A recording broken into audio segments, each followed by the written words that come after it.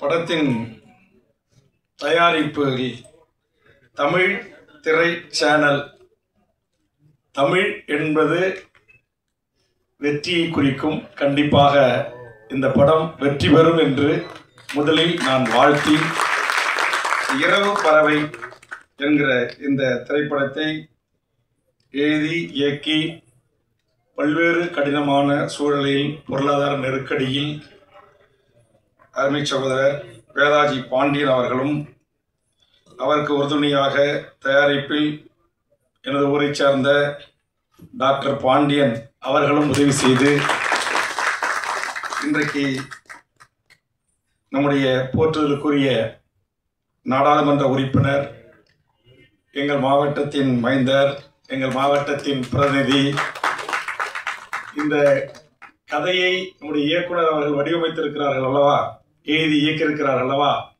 இதுக்கு உண்மையிலேயே செயல் வடிவம் தர வேண்டும் என்றால் அது தமிழக சட்டமன்றத்தால் முடியாது, இந்திய நாடாளுமன்றத்தால் தான் முடியும். அதை செய்யக்கூடியவராக இருக்கக்கூடிய அண்ணன் விடுதலை சிறுத்தைகளின் தலைவர் என் அன்புக்குரிய அண்ணன் திருமாவளவன் அவர்களையும், வருகை தந்து இருக்கின்ற திரைப்பட இயக்குனர் அரவிந்த் ராஜ் அவர்களையும், கலை மாமணி அவர்களுக்கும், வருகை தந்திருக்கின்ற எங்க அண்ணன் திருமா அவர்களை இயக்கிய இயக்குனர் செல்வகுமரன் அவர்களுக்கும், அன்புதுரை, கமலக்கண்ணன், ரங்கராஜன், பாண்டியன், சிங்கர், உமாசங்கர், ராஜா, படத்தில் நடித்திருக்கிற அரசியல்வாதியாக நடித்திருக்கிற நேர்கள் ரவி, குல் சுரேஷ், அனீஷ் பிரபு, சக்திவேல், மதுரம் அம்மா உள்ளிட்டவர்களுக்கும், இன்னும் நிறைய பேர் படிச்சுக்கிட்டே போகணும், எழுதி கொடுக்க சொன்னேன், யாரும் கோபித்துக் கொள்ளாதீர்கள். அதுபோன்று இந்த எனக்கு வந்து அமர்ந்த உடனேயே அந்த பாட்டு, அது குறிப்பாக நான் பிறந்து வளர்ந்து எல்லா இடங்களிலும் சுற்றி திரிந்த எங்கள் கடலூரில் தொடங்கி ராமாபுரம், வள்ளலார் பிறந்த வடலூர், விருத்தாச்சலம், சிதம்பரம், பிரத்யோகமாக என் தொகுதி பண்ருட்டி, என் தோட்டத்தில் இருக்கிற பலாப்பழம், அப்புறம் என் தொகுதியில் இருக்கிற அக்கடவள்ளி, என் தொகுதியான நெல்லிக்குப்பம். ரொம்ப நன்றி. இந்த பாடல் ஆசிரியர் புண்ணியவா யாருங்க, ரொம்ப மகிழ்ச்சி. ஏன்னா எனக்கு ஒரு ஆதங்கம் உண்டு, என்னதான் அந்த மண்ணின் மீது ஒரு ஈர்ப்பு, ஒரு பாசம் இருக்கும்ல, எனக்கு இருக்கும், எங்க அண்ணன் திருமாவுக்கு இருக்கும், அண்ணன் ஜாக்குவாருக்கும் இருக்கும், எல்லாருக்கும் இருக்கும் அந்த மண்ணின் மீது. உலகத்துக்கே ராஜா வந்தாலும் தாய்க்கு பிள்ளைதானு சொல்லுவாங்கல்ல, அந்த மாதிரி கொங்கு நாட்டை பற்றி அந்த மொழியில அந்த கலாச்சாரத்தை குறித்து படம் வரும். தென் தமிழ்நாட்டு குறிப்பா மதுரை, திருநெல்வேலியை மையமா வச்சு படம் வரும் நிறையா. நம்முடைய தமிழர்களுடைய அந்த குடும்பம், உணவு முறை, பண்பாடு, சண்டை, வீரம், திருநெல்வேலினா அருவா, மதுரைன்னா ஜெகர்தண்டா, அப்புறம் இன்னும் நிறையாவும் இருக்கு. வீரத்திலையும் மதுரைக்கு குறைஞ்சது இல்லை. தமிழர்கள் என்றாலே வீரம் தான், எந்த விதம் இல்லை. ஆனா எங்க இந்த நடுநாட்டு மக்கள் இருக்காங்கல்ல, நானு, அண்ணன் திருமா, எங்க தயாரிப்பாளர் பத்திரக்கோட்டை, இந்த புலியூர்கள், என்ன அது படம் புலியூர், ஒரு அந்த அப்படியே இயக்குனர் என் ஊரை விட்டீங்க, தயாரிப்பாளரே என் ஊர் மதுரை பத்திரக்கோட்டை தான், என் ஊர் புலியூர். அதனால புலிக்கு எனக்கு சொந்தம். வாய்ப்பு இருந்தா எங்கேயாச்சும் இடையில கொஞ்சம் புலியூர் அப்படின்னு சேர்த்து ஒரு வரிகளை, ஏன்னா என் ஊரை சேர்ந்த பாலமுருகன் தம்பி கூட நடிச்சிருக்கிறான், என்னுடைய உறவினர் பையன். அதுக்கு எதுக்காக சொல்ல வரேன்னா, அதை கேட்கும் போது உண்மையிலேயே நான் ரொம்ப ஒரு நெகிழ்ந்துட்டேன். ஏன்னா இதுல நிறைய படங்கள் பாக்குறோமே, தங்கர் பச்சி அந்த முந்திரி கோட்டை பொறுக்கிறது, பலாப்பழம் போறது, அவரு அதுக்கு பிறகு பத்திரக்கோட்டையில வந்து ஒரு தயாரிப்பாளர். நம்முடைய இயக்குனருக்கு வந்து சொந்த ஊரு ராமநாதபுரம்.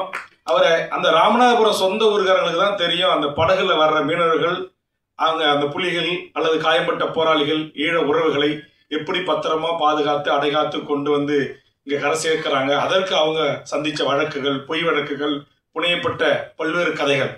ஆக அந்த திரைக்கதை அவர் சொன்ன உடனேயே நான் வந்து கண்டிப்பா ஈழம் சார்ந்த, அதுவும் குறிப்பா அகதிகள் என்று சொல்லக்கூடாது, எங்கள் தொப்புள் கொடி உறவுகள். ஆனா இந்த சென்சாருக்காக என்ன செய்திருக்காருன்னா, இந்திய வம்சவழி தமிழர்கள் இங்க வர்ற மாதிரின்னு சொல்லியிருக்கிறாரு. அது இந்திய வம்சவழி தமிழர்களை காட்டிலும் அந்த மண்ணின் பூர்வீக குடி மக்களான என் ஈழத்து உறவுகள் தான் படகுகளிலே இங்கே வந்து போராளிகளாகவும், கரும்புலிகளாகவும், கடற்புலிகளாகவும், வான்புலிகளாகவும், உலகத்தில் எந்த ஒரு இனத்தின் விடுதலை போராட்டமும் இத்தனை படைகளையும் கொண்டு, வான்புலிகள் என்று சொல்லக்கூடிய விமானப்படை, தரப்படை, கப்பல் படை என்று அத்தனை படை கொண்டு ஒரு விடுதலை போராட்ட இயக்கம் உலக அரங்கில் விடுதலைக்கு போராடியது என்று சொன்னால் அது எம் தமிழக தேசிய தலைவர் மேதகு வேலுப்பிள்ளை பிரபாகரன் என்கிற மகத்தான தலைவன் தலைமையிலான அந்த விடுதலை புலிகளின் இயக்கம். ஆக அந்த இயக்கம் அந்த மண்ணில் ஒரு சுதந்திர தமிழ் ஈழத்திற்காக, அந்த தாகத்திற்காக 50,000 போராளிகள் அந்த மண்ணில் விதையாக விழுந்திருக்கிறார்கள். ஒரே நாளில் ஒரே வாரத்தில் 1,75,000க்கும் மேற்பட்ட மக்கள் கொல்லப்பட்டிருக்கிறார்கள். நேற்றைய முன்தினம்தான் இதை குறித்து செஞ்சியிலே பல்லாயிரக்கணக்கான உறவுகளை திரட்டி இதற்கான ஒரு நினைவேந்தலை நான் நடத்திய போது வேதனையின் உச்சமாக சில வார்த்தைகளை நான் அந்த நிகழ்வில் பேசினேன். வந்த உடனே அண்ணன் திருமாவளவோடு அதை குறித்து நான் பகிர்ந்து கொண்டேன். இன்றைய தமிழ்நாடு முதலமைச்சரிடத்தில் 4 ஆண்டு காலம் தொடர்ந்து சட்டமன்றத்தில் வலியுறுத்தி இருக்கிறேன். அப்படிப்பட்ட அந்த கருத்து தான் இங்கே வாழ்கின்ற எமது தொப்புள்குடி உறவுகளான ஈழ உறவுகள் ஒரு 2 சென்ட் 1 சென்ட் 1/4 சென்ட் நிலம் வாங்கி தங்க பேர்ல பதிவு செய்ய முடியாது. உழைச்சி ஒரு இருசக்கர வாகனம் வாங்க முடியாது. இங்க படித்து இங்க நம்மளை இந்தியாவிலேயே பிறந்து இன்றைக்கு கல்லூரி படிப்பை முடித்து இன்றைக்கு விளையாட்டு வீரனாக திகழ்ந்தால் எல்லா 7 மெடல் வாங்கியிருக்கிறது ஒரு ஈழத்து சகோதரி குழந்தை. ஆனா தெற்காசியாவில் போய் விளையாடுறதுக்கு பாஸ்போர்ட் கிடையாது, அனுமதி இல்லை. காரணம் அவர்கள் அகதி. நானும் அண்ணன் விடுதலை சிறுத்தைகள் தலைவர் அண்ணன் திருமா அவர்களுடைய சார்பாக சட்டமன்ற உறுப்பினராக வந்தவர்கள் தான். மாண்புமிகு கலைஞர் அவர்கள் இருந்தபோது நாங்கள் அவரிடத்திலே வலியுறுத்தி நான் தொடர்ந்து சட்டமன்றத்தில் பேசி இங்கு துவக்கப்பள்ளி கூட படிப்பதற்கு ஆரம்ப கட்டத்தில் அனுமதி இல்லை. உயர்கல்வி பள்ளிக்கு போக முடியாது, உயர்கல்விக்கு வழி கிடையாது. பன்றி குடிசைகளோட கேவலமாக இருக்கும் அந்த குடிசைகள். அவர்களுக்கு அடிப்படை வசதிகள், கட்டமைப்புகள், அது அத்தனையும் கொஞ்சம் கொஞ்சமாக சட்டமன்றத்தில் போராடி ஒரு மக்களால் தேர்ந்தெடுக்கப்பட்ட தமிழக அரசு இங்கு வாழ்கின்ற எமது உறவுகளுக்கு இந்த கூட்டத்திலோடு என் கோரிக்கை ஏற்கப்பட்டு மாண்புமிகு தமிழக முதலமைச்சர்களால் ஈழ அகதிகள் குடியிருப்பு என்று சொல்லக்கூடியதை மாற்றி அமைத்து அவர்களுக்கு 3000 வீடுகளுக்கான அறிவிப்பு வெளியிட்டிருக்கிறார்கள். இப்ப பல்லாயிரக்கணக்கான வீடுகள் தமிழ்நாடு முழுவதும் இவர்கள் வாழ்கின்ற இடங்களில் கட்டி தந்து கொண்டிருக்கிறோம். அதுல கூட எனக்கு திருப்தி இல்லை. நான் ஆய்வுக்கு போன எல்லா கலெக்டர் ஆபீசஸ் எல்லாம் கூட்டுக்கிட்டு அவர் கழிவறையை வெளியில வச்சிருப்பாங்க. நான் சொன்ன ஒரு வயது வந்த பெண் அல்லது ஒரு இந்த பேய் பிசாசுக்கு பயப்படுற ஒரு வயது பொண்ணு, ஒரு சின்ன பையன் எப்படிங்க 12 மணி 2 மணிக்கு வெளியில வந்து அவன் டாய்லெட்டை பயன்படுத்த முடியும்? கட்டி கொடுத்துதான் கட்டி கொடுக்குறீங்க, இன்னும் ஒரு 10 அடி சதுரடி கொஞ்சம் பெரிதா கட்டி கொடுக்க கூடாதுன்னு அதுக்கு ஒரு பரிந்துரையும் நான் செய்தேன். நான் எதற்காக இதையெல்லாம் சொல்லுகிறேன் என்று சொன்னால், இன்றைக்கு இங்கு வாழ்ற இந்த மக்கள் அவருடைய தொப்புள்குடி உறவுகள் உலகம் முழுவதும் வாழ்கின்றார்கள். கனடாவில் ஒரு ஈழத் தமிழர் இன்றைக்கு அமைச்சராக பதவியேற்றிருக்கிறார். இந்த நேரத்தில் அவருக்கு நான் வாழ்த்துக்களை இந்த நிகழ்ச்சியின் சார்பாக சொல்லுகிறேன். நாடாளுமன்ற உறுப்பினர்களாக பல உயர்ந்த பதவிகளை வைக்கிறார்கள். ஆனால் இந்தியா எமது தாய்நாடு 12 காலத்திற்கு முன்பு கடல்களால் பிரிக்கப்பட்ட என் ஈழம் என்கிற ஒரு தேசம். அந்த தேசத்தின் உறவுகள் இந்த மண்ணில் எவ்வளவு வலியோடு வேதனையோடு வாழ்ந்து கொண்டிருக்கிறார்கள். இன்னைக்கும் காலையில 10 மணிக்கு வெளியில வேலைக்கு போயிட்டு மாலை 6 மணிக்குள்ள சிறப்பு முகாம்களுக்கு திரும்பல அப்படின்னா கியூ பிராஞ்ச் அடுத்த நிமிஷம் அங்கே போய் நிற்பாங்க. இதையெல்லாம் நான் கூட அந்த திருமாவட்ட வழியோட சொன்னேன். 11 முறை இந்த மக்கள் படுகின்ற துன்பம் துயரங்களை குறித்து நான் இந்த நாட்டுடைய முதலமைச்சரை சந்தித்து கடந்த சில மாதங்களில் பேசியிருக்கிறேன். சமீபத்தில் ஒரு 6 பேர் கைது செய்யப்பட்டிருக்கிறாங்க. அவர்கள் செய்த குற்றம் பாஸ்போர்ட் இல்லாமல் வந்தது, படகுல வந்தது. இந்த கதையின் கரு அப்போ ஒத்து போகுது. அவர் இந்த கதை இயக்குனர் என்கிட்ட அந்த கதையும் சொல்லலை, என்ன இது மாதிரி சார்ந்த ஒரு படம் அப்படின்னாரு. நேற்றுக்கு தான் நான் ரொம்ப கோபமா உணர்ச்சி வயப்பட்டு அந்த மேடையில் பேசினேன். முதலமைச்சருக்கு வேண்டுகோள் வைத்தேன். தனித்தமிழ் ஈழம்தான் ஒற்றை தீர்வு என்கிற ஒரு சட்டமன்ற தீர்மானமும் உலகம் முழுவதும் வாழ்கின்ற ஈழ உறவுகள்கிட்ட, தமிழ்நாட்டில் இலங்கையில யாழ்மண்ணில் வாழ்கின்ற அந்த உறவுகள்கிட்டையும் நீங்க ஒரு பொது வாக்கெடுப்பை ஐக்கிய நாடு சபையின் ஊடாக நடத்தி அந்த மக்களுக்கான ஒரு சுதந்திர தனித்தமிழ் ஈழ அரசை உருவாக்கி தருவதற்கு மாண்புமிகு முதலமைச்சர் தலைமையிலான 40 நாடாளுமன்ற உறுப்பினர்களும் டெல்லிக்கு உரிய நெருக்கடியை தர வேண்டும். அண்ணன் திருமா அதற்கு வழிகாட்ட வேண்டும், தலைமையேற்க வேண்டும். இதை கருத்தைத்தான் நேற்றைய கூட்டத்தில் நான் பேசினேன். அது இன்னைக்கு அப்படியே வந்து பொருந்தது இந்த கதையும். அதான் அதற்கு பிறகு நான் சொன்னேன் 5 சொன்னேன். அது ஹைலைட்டா நான் சொன்னது இந்த தீர்மானம். திருச்சியில ஒரு சிறப்பு முகாம் இருக்கு. ஏற்கனவே பல முகாம்களை நான் அண்ணன் எல்லாம் நான் இருந்த பாமக எல்லா கட்சியும் சேர்ந்து போராடி பல சிறப்பு முகாம்களை மூடிட்டோம். ஆனா இன்னைக்கு ஒரு சிறப்பு முகாம் அங்க இருக்கு. அதை மூடணும். அவங்க மூடிட்டு அவங்க விரும்புகிற நாடுகளுக்கு உலகம் முழுவதும் எங்க ஈழ உறவுகள் உட்காந்துருக்காங்க. அவங்க அரவணைத்து அன்பு பாராட்ட இருக்காங்க. லண்டன் ஏத்துக்கிறான், அமெரிக்கா ஏத்துக்கிறான், ஆஸ்திரேலியா ஏத்துக்கிறான், உலகத்துல எல்லா நாடுகளும் ஏத்துக்கிறான். அந்த நாட்டு குடிமகனா இருக்கிறான், வேலை கிடைக்கலன்னா சம்பளம் கொடுக்குறான், வீடு வாடகை இல்லாம கொடுக்குறான், எல்லா உதவிகளும் செய்யறான். ஆனா என் தொப்புள்குடி உறவு என்று நம்ம பேசுறோம். பக்கத்துல 10 மைல் தூரத்தில் இருக்கிற என் உறவுகள் இந்த மண்ணுல அவ்வளவு வலியோட வேதனையோட இருக்கிறாங்க. இன்னமும் தமிழ்நாட்டுடைய காவல்துறை உளவு பிரிவு, கியூ பிரிவு கண்காணிப்பின் கீழ் தான் அவர்கள் வாழ்கிறார்கள். இன்னமும் என் ஈழத்து உறவுகளுக்காக நான் கடந்த சட்டமன்ற கூட்டத்தொடரில் கவன ஈர்ப்பு கொண்டு வந்து 20 நிமிடம் போராடி பேசியிருக்கிறேன். ஒன்றிய அரசு மருத்துவம் படிப்பதற்கு என் ஈழத்து உறவுகளை அனுமதிக்கவில்லை, இன்னும் அனுமதிக்கல. இப்ப குறிஞ்சிப்பாடிலாம் வருதுனால சொல்றேன். ஒரு பெண் புள்ள எம்டெக் படிச்ச பொண்ணு, அந்த பொண்ணு ஒரு 2 சென்ட் இந்த விதிகளை தெரியாம ஒரு 2 சென்ட் நிலம் வாங்கறதுக்கு அது ஒரு அக்ரிமெண்ட் போட்டாங்க. இதை பக்கத்துல இருந்த யாரோ ஒருத்தன் அரசுக்கு போட்டு கொடுத்து அந்த பெண்ணையும் அவங்க அப்பாவையும் 55 நாள் சிறை பிடிச்சிருக்கிறாங்க. சிறையில் இருக்காங்க, கடலூர் சிறையில். அவங்க செய்த குற்றம் என்ன? அவர்கள் உழைத்து சம்பாதித்து ஒரு 2 சென்ட் சொந்தமா வாங்கி ஒரு வீடு கட்டிக்கலான்னு ஆசைப்பட்டது குற்றமா? நான் கேட்கிறேன். நீங்க உலகத்தின் பல்வேறு நாடுகளை சார்ந்தவர்கள் இந்த மாடா மாளிகை கோடா கோபுரம் கட்டி வாழ்கிறார்கள். என்னுடைய சொந்த பகுதியான நீலகிரி மாற்றான்கைக்கு சென்று கொண்டிருக்கிறது. எங்களுடைய வணிகம், எங்களுடைய உற்பத்தி, எங்களுடைய தொழில், எங்களுடைய பண்பாடு, கலை, கலாச்சாரம், நாகரிகம், தொன்மை, வரலாறு, இலக்கியம், இலக்கணம் எல்லாம் இன்றைக்கு கொஞ்சம் கொஞ்சமாக மற்றவர்கள் கைப்பற்றி கொண்டிருக்கிறார்கள். எல்லாவற்றையும் நாங்கள் இழந்து கொண்டிருக்கிறோம். ஆக எல்லாவற்றையும் இழந்து அவர்களுக்கு வீடு இல்லையா, வாசல் இல்லையா, நிலம் இல்லையா, காணி இல்லையா, உறவுகள் இல்லையா, எப்படி வாழ்ந்த எம் இனம்?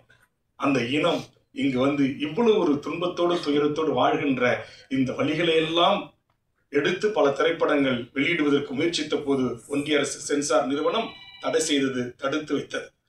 கண்டிப்பாக இதுக்கு சென்சார் வாங்கியாச்சு. நான் வந்த உடனே பக்கத்துல இருந்த நம்ம தயாரிப்பாளர் கேட்டேன், வாங்கியாச்சு அப்படின்னா. எனக்கு கொஞ்சம் விசாரி சொல்றேன் அப்படின்னாரு. ஏன்னா நான் அண்ணன் திரும்ப ஏற்கனவே இதே இடத்துல ஒரு படத்துக்கு வந்தேன். அந்த இயக்குனர் பட்ட வலிகள் வேதனைகளுக்காக, ஆமா தோழர் சேகோரா, அதற்காக நாங்கள் முற்றுகை போராட்டம் நடத்துறோம் நாங்க 2 பேரும் அப்படின்னு அண்ணன்கிட்ட அனுமதி வாங்கி நான் அறிவிச்சேன். நான் எதுக்கு நான் சொல்ல வரேன்னா, அப்படி நம்முடைய வலிகளை, நம்முடைய வேதனைகளை, நம்முடைய வாழ்வியலை, நம்முடைய பண்பாட்டை, கலை, கலாச்சாரத்தை அதையெல்லாம் சொல்லும் போது இங்க ஒன்றிய அரசு அதிகாரிகளால் அனுமதி மறுக்கப்படுகிறது. ஆக அந்த மக்கள் படுகிற அந்த துன்பம், அதைத்தான் நேற்றுக்கு நான் 5 சொன்ன முதலமைச்சருக்கு, நீங்க எனக்கு என்ன கூட நிறைய பேர் நண்பர்களே, ஒரு சீட்டு வாங்கிட்டு போய் அங்க நிக்கிறாரு, திரும்ப 2 எம்பிக்கு போய் நிக்கிறாரு, 4 எம்எல்ஏக்கு போய் நிக்கிறாரு அப்படின்றாங்க. இந்த 2 எம்பியும் இந்த ஒத்த எம்எல்ஏவும் இந்த மண்ணுக்கும் இந்த மொழிக்கும் இந்த மக்களுக்கும் நாடாளுமன்றத்திலும் சட்டமன்றத்திலும் என்ன சாதித்தது என்பதை அப்படி எழுதுறவங்க, அப்படி பேசுறவங்க விவாதம் வச்சீங்கன்னா, ஏதோ விடுதலை சிறுத்தைகள் தலைவர் தலித்து மக்களுக்கான தலைவர் அப்படின்னு நிறைய பேர் சொல்றாங்க. இந்தியாவில் இருக்கிற கிட்டத்தட்ட 90 கோடி, 140 கோடி மக்கள் தொகையில 80% மேல் இருக்கிற ஓபிசி மக்களுடைய இடஒதுக்கீட்டுக்காக முதல் குரல் கொடுத்த ஒரு ஓபிசி சாராத ஒரு தலைவன் அண்ணன் திருமாவளவன். அதுபோன்று இன்னைக்கு சட்டமன்றத்தில் நான் சொன்னேன், எனக்கு சீட்டு கீட்டு நோட்டு எதை பத்தியும் கவலை இல்லை, இந்த தீர்மானத்தை நிறைவேற்றுங்கன்னு சொல்லிட்டு, இந்த சிறப்பு முகாமை மூடுங்கன்னு சொல்லிட்டு, ஈழ உறவுகளில் சில பேருக்கு மாறுபட்ட கருத்துக்கள் இருக்கலாம். ஏன் எங்களை நீங்க வந்து ரெட்டை குடிமை வாங்குறீங்க, எங்களை அங்க நாட்டுக்கு தள்ள பாக்குறீங்க, இல்ல வேற அனுப்ப பாக்குறீங்கன்னு விரும்புகின்ற எம் ஈழ உறவுகள், என் தாய்மண், எமது புலிகள் உறவாடிய மீன்பிடித்த எங்கள் யாழ், அம்பாறை, மட்டக்களப்பு, திரிகோணமலை, வன்னிமண்ணை போய் மிதிக்க வேண்டும் என்று விரும்புகிற என் ஈழத்து உறவுகள், விரும்புகிறவர்களுக்கு இரட்டை குடியுரிமை, இரட்டை அந்த அனுமதி கொடுங்கன்னு தான் கேட்கறோம்.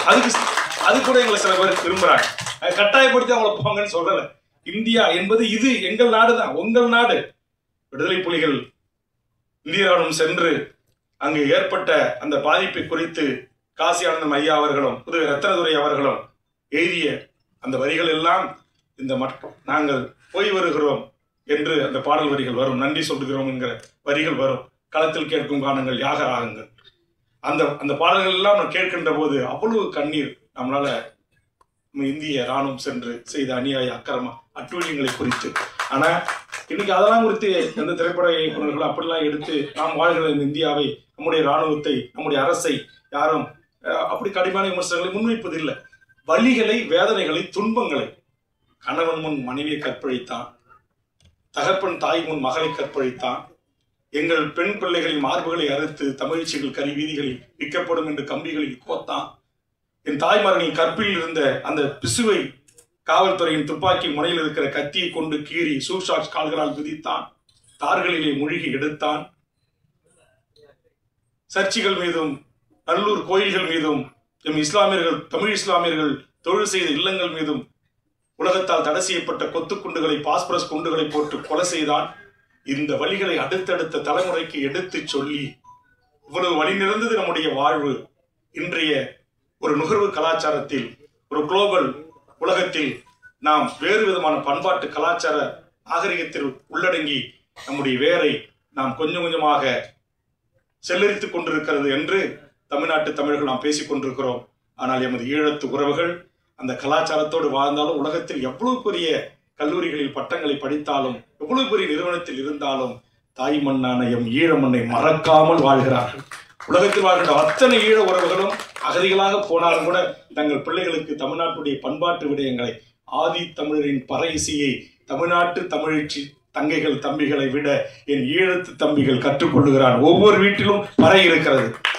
தமிழ மண்ணில் தமிழ தேசிய தலைவன் கைகளில் எங்கள் கடலூர் மண்ணை சேர்ந்த, கீரனூரை சேர்ந்த என் அண்ணன் திருமாவுக்காக பல பாடல்களை எழுதிய என் அண்ணன் அறிவுமதி அவர்கள் இங்கிருந்து நூற்றுக்கணக்கான பறைகளை அனுப்பி வைத்தார். பறை தமிழர்களின் ஆதி இசை. அதிலிருந்து அல்லது கர்நாடக இசையிலிருந்து பரதநாட்டியம், பரதமொழியிடம் கற்றுக்கொண்டதிலிருந்து என் தமிழச்சிகள், ஈழத்தமிழ் பிள்ளைகள் இன்றைக்கும் அந்த கலைகளை கையளிக்கிறார்கள். தூய தமிழ்களை, தமிழ் பிள்ளைகளை உருவாக்கி கற்றுத்தருகிறார்கள். ஆனால் இந்த மண்ணில் இந்த அகதிகளை தமிழ்நாடு அரசு ஏறெடுத்து பார்க்க வேண்டும். முதலமைச்சர் பார்த்து சில நடவடிக்கைகள் எடுத்துக் கொண்டிருக்கிறார். அப்படிப்பட்ட சூழலில் கடந்த காலத்தில் அம்மையார் ஜெயலலிதா அவர்கள் நிறைவேற்றிய ஈழத்தில் நடந்த இனப்படுகொலை தான் என்றும், அதற்கு ஒற்றை தீர்வு பொதுவாக்கெடுப்பினூடாக தமிழீழ அரசை உருவாக்கி தர வேண்டும் என்கிற கோரிக்கையும், அதுபோன்று சிறப்பு முகாம் மூடப்பட வேண்டும். அது கூட இந்த இரட்டை குடியுரிமை ஒன்றிய அரசு மோடி எதை ஒரு திட்டம் பேசிட்டு இருக்கிறதா கூட நாங்கள் கேள்விப்பட்டோம். தனி அமைச்சர்கள்லாம் உருவாக்குவோம், நாங்கள் பார்த்துப்போம் அப்படிலாம் சொன்னாங்க. ஒருவேளை நம்முடைய 2 பாண்டியன், தயாரிப்பாளர் பேரும் பாண்டியன், இயக்குனர் பேரு பாண்டியன், 2 பாண்டிய மன்னர்களுடைய இந்த உருவாக்கத்தில் இருக்கிற இந்த பட வெளிவந்த பிறகாவது இந்திய நாட்டை ஆடுற அந்த மோடிஜி அவர்களே, இந்த இரட்டை குடியுரிமைனாச்சும் கொஞ்சம் கொடுங்க. அமெரிக்கா கொண்டு வந்த தீர்மானத்தை நீர்த்து போக செஞ்சு அதுக்கெல்லாம் நான் வரல. எனக்கு அந்த ஒரு பாட்டிலேயே இந்த படத்தை பிடித்திருக்கிறது. ஒரு சின்ன மாறுபட்ட கருத்து இருக்கிறது, அதை நான் உங்களிடத்திலே சொல்லுகிறேன். இது போன்ற வலி சுமந்த கதைகளை குறித்து நாம் எடுக்கின்ற போது அந்த ஒரே ஒரு பாட்டு மட்டும் கொஞ்சம் எனக்கு நெருடலாக இருந்தது. ஏன்னா அந்த மக்கள் படுகின்ற அந்த துன்பம். ஆனா உங்களுக்கு சினிமா படம் ஓடணும், முதல் போட்டுறீங்க. ஏற்கனவே பாவம் 2-3 படம் எடுத்து இயக்குனர், தயாரிப்பாளர் நட்டத்தை சந்தித்திருக்கு. நம்ம வந்து பேசிட்டு போயிடலாம், அப்படி வைக்காதீங்க, இப்படி வைக்காதீங்க, அந்த ஆட்டம் தெரியுது, இந்த ஆட்டம் தெரியுது, இது குத்தாட்டம், பாட்டு ரெட்டாசனம், அதெல்லாம் வருதுன்னு. ஆனா திரை ரீதியாக, வணிக ரீதியாக சில தயாரிப்பாளர்கள், பாடலாசிரியர்கள், இயக்குநர்கள் அது தேவை என்கிற அடிப்படையில் நீங்க அந்த பாட்டை வைத்திருக்கலாம், அது தவிர்த்திருக்கலாம் என்பது என்னுடைய தனிப்பட்ட கருத்து தான். அதனால ஏன்னா நீங்க எடுக்கிறது வந்து ஒரு நம்முடைய தொப்புள்குடி ஒருவருடைய வழிகளை, வேதனைகள், அதுவும் அந்த கடல் காட்சி, கேமராமேன் உள்ளிட்ட பாடலாசிரியர் உள்ளிட்ட எல்லாரையும் நான் பாராட்டணும். அந்த நடிகை அவங்க வந்து அப்படியே அந்த தங்கை அப்படியே அந்த அப்பாவை நினைச்சு பாடணும். உண்மையிலே எனக்கு வந்து கண்ணீர் வந்துச்சு. முழுசா படம் பார்த்தா உண்மையிலே சிறப்பா இருக்கும், சிறப்பா இருக்கணும். ஆனா என்ன ஒண்ணு, சிறப்பானதை தமிழர்கள் கொண்டாடுவதில்லை. இந்த படத்தை நாம் கொண்டாடுவோம். இது போன்று ஈழம் சார்ந்து, ஈழ தமிழர்கள் சார்ந்து அவர்கள் துன்பங்கள் குறித்து எனக்கு வந்து ஈழம் இந்த இதெல்லாம் குறித்து பேசினா குறைஞ்சது ஒரு 5 மணி நேரம் பேசி போட்டீங்கன்னா பேசிட்டே இருப்பேன். ஆனா இப்ப எனக்கு கலெக்டர், எஸ்பி, உயர் அதிகாரி, கமிஷன்ஸ் எல்லாம் வெயிட் பண்ணிட்டு இருக்காங்க. 4 மணிக்கு நாளை அஷூரன்ஸ் கமிட்டி சேர்மனா இருக்கிறாங்க, போய் ஆய்வு உட்படுத்தணும். அதுக்கான ஒரு கூட்டம், அசம்பிளி செக்ரட்டரிஸ் எல்லாரும் போன் அடிச்சுட்டே இருக்கிறாங்க. இதுக்காக நான் பிரத்யேகமா கிளம்பி வந்து இரவோட ஓடனாங்க. கூட்டத்தை நாளை காலைல மாற்றி வச்சுட்டு போலான்னு தான் கொஞ்ச நேரம் பேசிட்டு இருக்கேன். அந்த அளவுக்கு இப்படி நானே ஒரு உணர்ச்சி வயப்பட்டோம். ஆனால் திரும்ப சொல்லுவார், நீங்க கொஞ்சம் உணர்ச்சி வயப்படக்கூடாது, கொஞ்சம் கோவப்படக்கூடாது, கொஞ்சம் நிதானமா இருந்தீங்கன்னா நல்லது அப்படிம்பாரு. ஏன்னா எனக்கு இந்த பொய் பேசுறது, விட்டு கட்டி பேசுறது, அப்படி இப்படி ஏகவசந்த ஏற்றி இறக்கி பேசுறது, பாட்டு பாடுறதெல்லாம் ஒண்ணுமே தெரியாது. என் உள்ளத்திலிருந்து வரும் வார்த்தைகள் அது பல பேரை காயப்படுத்தலாம், அதை பற்றி எனக்கு கவலை இல்லை. ஆனா அது உண்மை என்று எனக்கு தெரிந்தால் நான் ஓங்கி உரத்த பேசுவேன். அப்படிதான் பேசியிருக்கிறேன். அப்படியேப்பட்ட என்ன எதுக்கு கூப்பிட்டுருக்காங்க அப்படின்னா வந்த பிறகுதான் தெரியுது. பட தயாரிப்பாளர் என் ஊருக்காரரு, படிச்சவன் நடிச்சவன் பூரா என் சித்தம்மாவன் பெரியம்மாவனா இருக்கிறான், பாட்டு பூரா வருது, பாடல் பூரா வருது, பாதேஸ்வரர் கோயிலை பத்தி வருது, எல்லாத்தையும் வருது. தங்கர் பச்சானுக்கு அடுத்தது ராமநாதபுரம் சீமையில் பிறந்த நம்முடைய இயக்குனர் அவர்கள் என் மண்ணின் வாசனைகளை, என் மாவட்டத்தின் ஊர்கள் பெயர்கள் எல்லாம் பாடல்கள் ஆக்கி பார்க்கும்போதே கேட்கும்போதே எங்களுக்கு மகிழ்ச்சியா இருக்கு. ஆனால் இந்த நிகழ்ச்சிக்கு என்னோடு வருகிற அந்த நம்முடைய விடுதலை படத்தினுடைய அசோசியேட் டைரக்டர் நம்முடைய ஜெகதீஷ் பாண்டியன், நம்முடைய வேணுகோபால், புகழேந்தி மாறன், எங்க தலித் சக்திவேல் உங்கூர்லேருந்து வந்திருக்காரு அவர்லாம்.